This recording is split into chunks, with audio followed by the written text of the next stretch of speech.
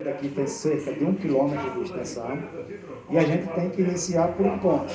Iniciamos no início da avenida, vocês estão praticamente no final. A gente mandou para a equipe de vocês aí algumas imagens, vídeos, demonstrando que o serviço foi iniciado no local. A parte lá de cima é a parte mais alta, então a gente precisa começar o serviço por lá, porque senão toda a sujeira desce para essa parte aqui mais baixa e o serviço vai seguir até essa região aqui onde vocês estão observando, que tem essa parte de esgoto danificada, os bueiros entupidos. Então as equipes estão trabalhando já no local.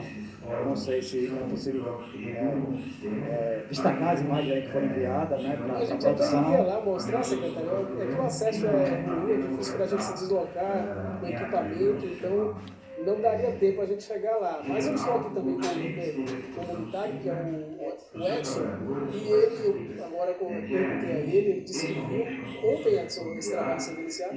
Isso, boa tarde a todos. Eu sou o presidente da Associação de Moradores e justamente o secretário Felipe, que é um engenheiro, é um profissional que conhece bem como é